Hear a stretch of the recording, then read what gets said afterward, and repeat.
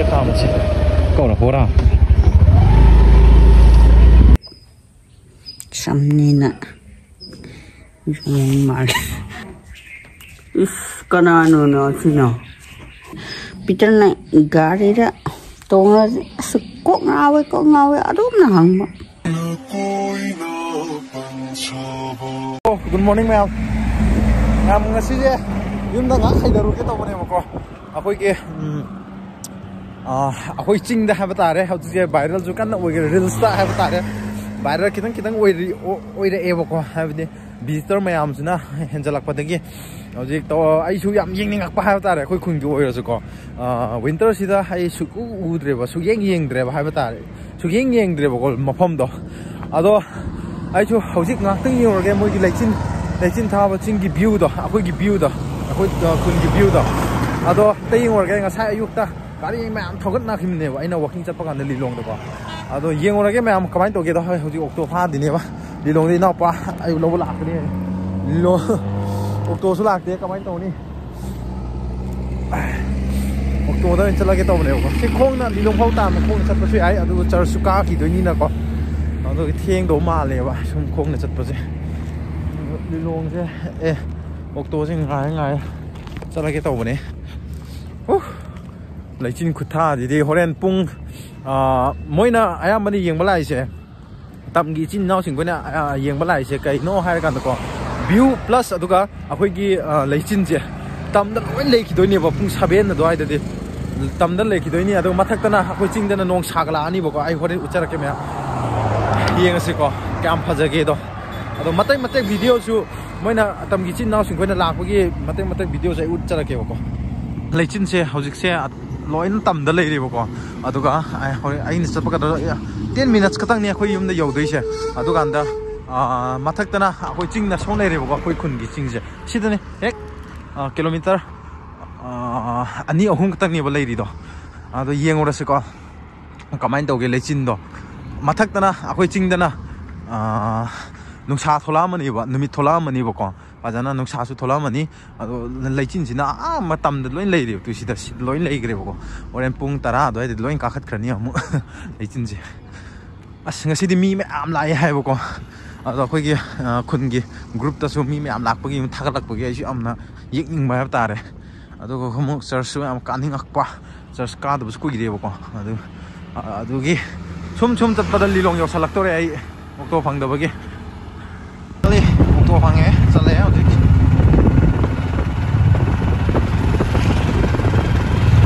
ai yum yo re ba ko leichin si pa cha re yo ado church nga ka ro ge church na koi church na si le re sablo i ti da inauguration to do ba koi dire ko sangar ge church ta ngak ta mayam han re ana han re ngasi di nongsa si thok ti ba ko adu du na nongsa si thok te ba du moi je ngai ba ngam dro ma le thok su thok to di man dre ngasi je moi am lai ngasi di mi am lai ba i church ta le ki ba gi moi chana ba na ayam ba oi re ba ko adu du na ye ngasi a da mi kyam le gi do mo sundar ai ai nam ba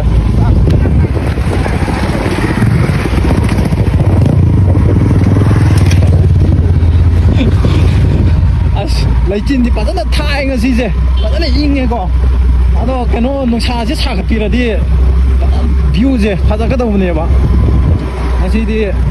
nungsa ju tholak pi dre ado leichin chu akoi ching mathak ta loi lai gre ngasi di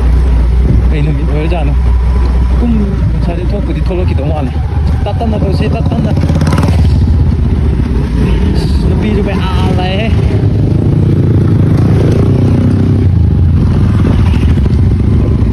riders mayam su la pumali al chalabo an ju mayam lai he di naha tang nati ko sok kan na to ri song dana khau ro ga mu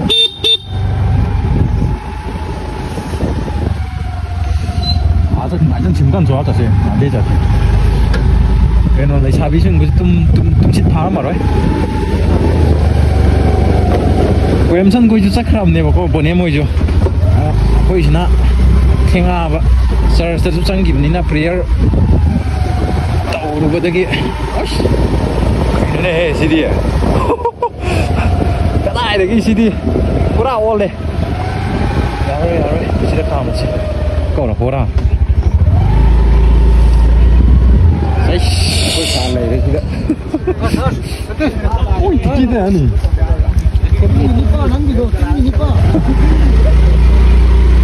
ꯁꯣꯝꯗ ꯊꯧꯖꯜꯂꯒꯦ ꯃꯤꯗꯤ ꯌꯥꯝ ꯆꯤꯟꯗꯧ ꯃꯥꯜꯂꯦ ꯌꯦꯡꯉꯁꯤ ꯌꯥꯕ꯭ꯔꯥꯁꯤꯗ ꯑꯣꯏꯅ ꯊꯝꯃꯁꯤ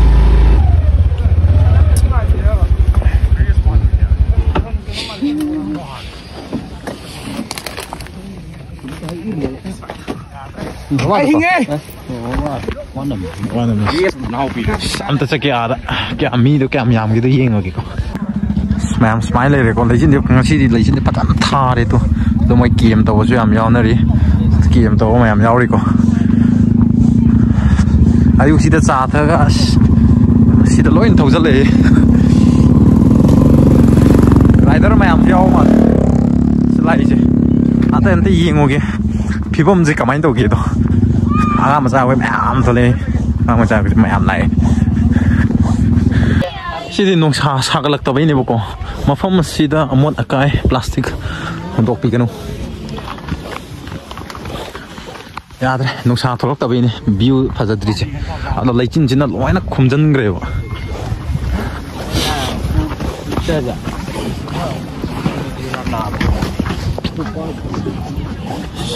맞아, 있는 많이 잘해, 시디야.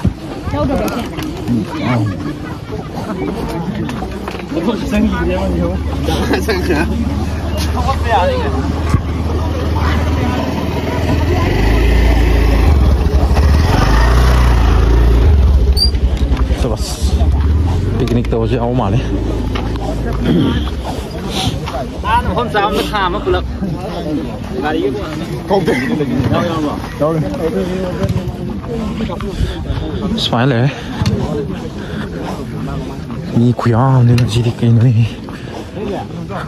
아도 ꯆꯠꯄꯁꯨ ꯌꯥꯔꯤꯕꯀꯣ ꯆꯤꯡꯁꯦ ꯑꯗꯣ ꯂꯩꯆꯤꯟꯁꯤꯅ ꯂꯣꯏꯅ ꯀꯩꯅꯣ ꯇꯧꯈ꯭ꯔꯦꯕ ꯍꯥꯏꯕꯗꯤ ꯅꯨꯡꯁꯥꯁꯦ ꯊꯣꯛꯂꯛꯇꯕꯤꯀꯣ ꯅꯨꯡꯁꯥꯁꯦ ꯄꯨꯡ ꯀꯌꯥ ꯇꯥꯔꯦ ꯄꯨꯡ 10 ꯑꯗꯨꯋꯥꯏꯗꯩ ꯊꯣꯛꯂꯛꯀꯗꯧꯕ ꯃꯥꯜꯂꯦ ꯊꯣꯛꯂꯛꯀꯗꯧꯕꯁꯨ ꯃꯥꯟꯗ꯭ꯔꯦ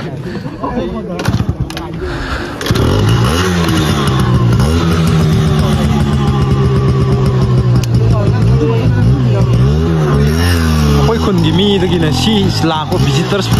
ꯃꯌꯥꯝꯁꯤꯅ ꯍꯦꯟꯅ ꯌꯥꯝꯃꯤꯌꯣ ꯒ꯭ꯌꯥꯟ ꯇꯥꯗꯦ ꯆꯠꯂꯒꯦ ꯉꯥꯛꯇꯪ ꯌꯦꯡꯉꯨꯔꯒꯦ ꯇꯧꯕꯅꯦ ꯑꯗꯨꯒ ꯑꯥꯗ ꯕꯣꯅꯦ ꯑꯃꯒ ꯄꯨꯜꯂꯨꯔꯒꯦ ꯃꯣꯏꯒꯤ ꯑꯩꯈꯣꯏ ꯍꯤꯡꯒꯣꯜꯁꯤꯗ ꯇꯧꯔꯤꯁꯤ ꯂꯣꯏꯅ ꯆꯪꯁꯤꯜꯂꯒꯀꯣ ꯁꯤꯗꯤ ꯃꯤ ꯍꯤꯡꯒꯣꯜꯅꯦꯕ ꯁꯤꯗ ꯐꯥꯔꯝ ꯀꯩꯀꯥ ꯇꯧꯔꯤꯕꯅꯦꯕꯀꯣ ꯁꯤꯗ ꯂꯣꯏꯅ ꯆꯪꯁꯤꯜꯂꯒ ꯃꯄꯨꯒ ꯎꯔꯗꯤ ꯑꯃꯨꯛ ꯅꯨꯡꯉꯥꯏꯔꯣꯏ ꯐꯖꯔꯦ ꯁꯤꯗꯤ ꯊꯥꯖꯗꯅ ꯉꯁꯤꯗꯤ ꯃꯤ ꯀꯗꯥꯏꯗꯒꯤ ꯑꯩꯈꯣꯏ ꯈꯨꯟꯒꯤ ꯃꯤꯁꯤꯡꯅ ꯂꯥꯛꯂꯤꯕ ꯃꯤꯁꯤꯡꯅ ꯍꯦꯟꯅ ꯌꯥꯝꯈ꯭ꯔꯦ ꯈꯨꯟꯒꯤ ꯃꯤꯁꯤꯡꯗꯒꯤ ꯍꯦꯟꯅ ꯂꯥꯛꯂꯤꯕ ꯃꯤꯁꯤꯡꯅ ꯍꯦꯟꯅ ꯌꯥꯝꯈ꯭ꯔꯦꯀꯣ ꯃꯌꯥꯝ ꯁꯤ ꯅꯨꯡꯁꯥꯁꯤ ꯁꯥꯒꯠꯄꯤꯔꯗꯤ ꯍꯦꯟꯅ ꯚ꯭ꯌꯨꯁꯦ ꯐꯖꯒꯗꯧꯅꯦꯕ ꯅꯨꯡꯁꯥ ꯁꯥꯒꯠꯇ꯭ꯔꯦꯕ ꯉꯁꯤꯁꯦ ꯑꯗꯨꯒꯤꯅꯦꯕ ꯅꯨꯃꯤꯠꯄꯨꯗꯤ ꯊꯣꯛꯄꯗꯤ ꯍꯧꯔꯦ ꯑꯥꯗꯤꯇꯤꯌꯣ ꯂꯩꯆꯤꯟꯁꯦ ꯐꯖꯅ ꯊꯥꯏ ꯉꯁꯤꯗꯤ ꯒꯥꯔꯤ ꯑꯆꯧꯕ ꯄꯨꯔꯥꯅꯔꯒ ꯀꯦꯝ ꯇꯧꯕꯁꯨ ꯃꯌꯥꯝ ꯌꯥꯎꯔꯤꯀꯣ ꯁꯤꯗ ꯑꯁ ꯑꯃꯣꯠꯄꯁꯤꯡꯁꯤꯗꯤ ꯐꯖꯅ ꯈꯨꯝꯒꯠꯂꯒ ꯊꯝꯕꯤꯔꯝꯃꯗꯤ ꯀꯌꯥꯝ ꯅꯨꯡꯉꯥꯏꯅꯤ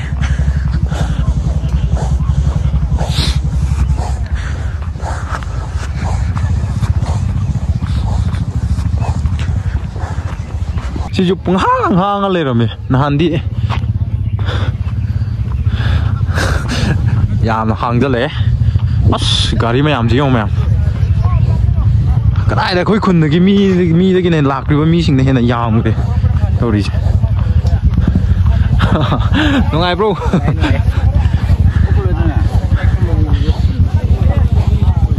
ꯍꯥꯡꯉꯦ ꯑꯁ ꯒꯥꯔꯤ ꯃꯌꯥꯝꯁꯤ ꯌꯦꯡꯉꯣ ꯃꯌꯥꯝ ꯑꯥꯗꯁꯨ ꯃꯌꯥꯝ ꯈꯝꯍꯧꯔꯤꯕꯅꯤꯀꯣ ꯃꯌꯥꯝ ꯈꯝꯍꯧꯔꯤ ꯇꯤꯌꯣ ꯁꯤꯗꯤ ꯀꯗꯥꯏꯗꯒꯤ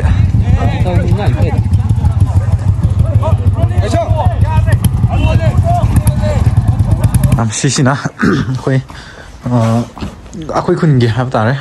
ꯁꯤꯐꯥꯏ ꯀꯦꯝ IRB ꯀꯦꯝꯅꯦꯕꯀꯣ ꯌꯣꯡꯆꯥꯛꯁꯤꯁꯨ ꯁꯤꯅ ꯃꯈꯥꯒꯤ ꯑꯣꯏꯗꯣꯏꯅꯦꯕ ꯇꯣꯏꯂꯦꯠꯁꯦ ꯁꯨꯃꯥꯏꯅ ꯂꯩꯔꯦ ꯑꯗꯨꯒ ꯃꯣꯏ ꯃꯊꯛꯀꯤ ꯁꯦꯟꯇ꯭ꯔꯤ ꯇꯥꯋꯤ ꯃꯊꯛꯇ ꯑꯝꯇ ꯀꯥꯁꯤꯀꯣ ꯑꯩꯈꯣꯏ ꯈꯨꯟꯒꯤ ꯁꯤꯐꯥꯏ ꯀꯦꯝ ꯁꯨꯃꯥꯏꯅ ꯂꯩꯔꯦꯀꯣ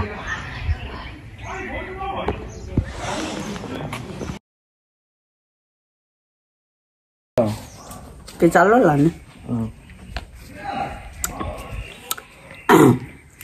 ngay he con nó xin nào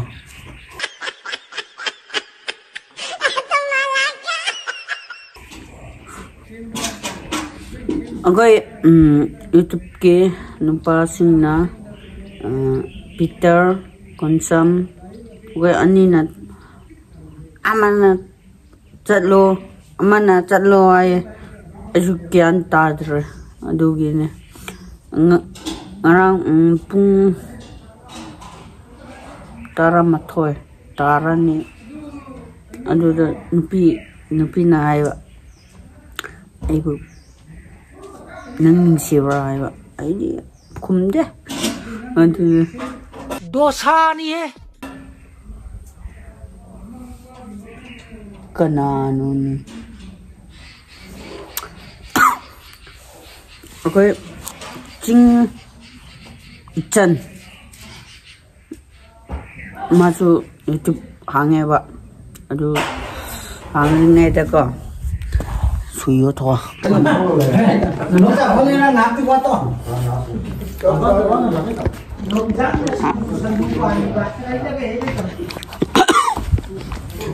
okay chắc chắn gì có okay anh na video năm cái chali sida okay cái cái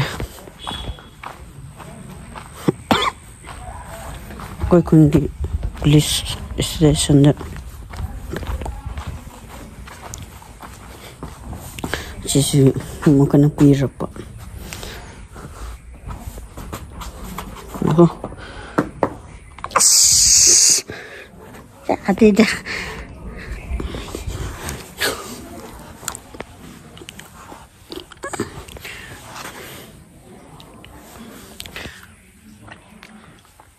awe ngarang pung tara ayalak padani mata suleram de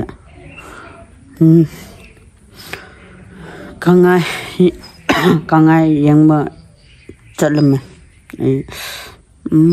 adu kuri khunrai asu khundra adu da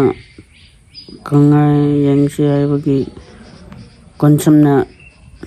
pubagi aiga maga ana chali Peter na gari ra tonga ko ngawe adum na hangma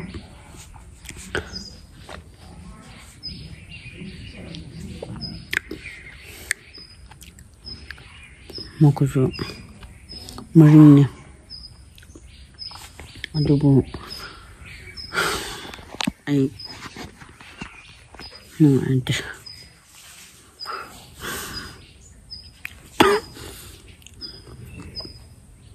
samnina yung mal ay oh di ma ngang pung pan tare to ada lai gari thum ho base okanan ina tarara Peter la okay yamba konsam ga ken bidot number nupa Peter hai ba to sini ba yo ka so hello ma'am hello mayam ma'am ngasi se ko ka di tawre ma'am ngasi video se ke video no hire gan ko akoi bonem ga ai ga nupi ama khai doi ni prank taw doi ne ba ado bonem ga waris na han doi ne ba ko ado ma se kanano hire gan da ahoi last oina hire ge ko maite nupi ni adum bonem khai ge kamai to ba ha kari nang khai bade he ga taram natra bonem na te kopun ni ba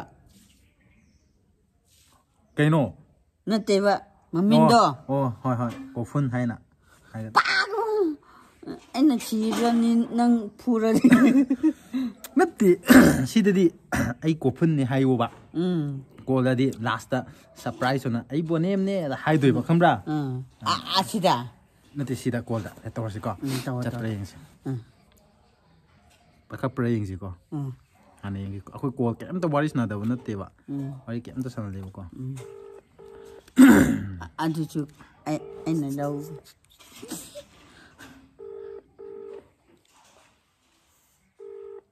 ayo paket ini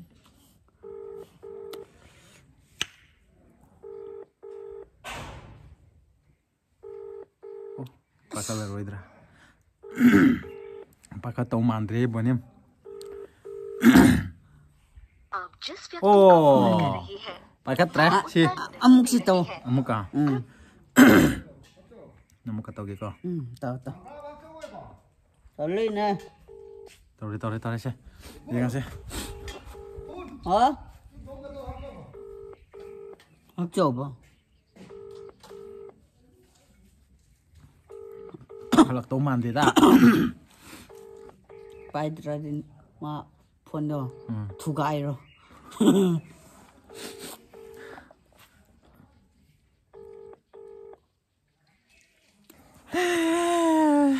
pakai tre hello cô phun năng không rồi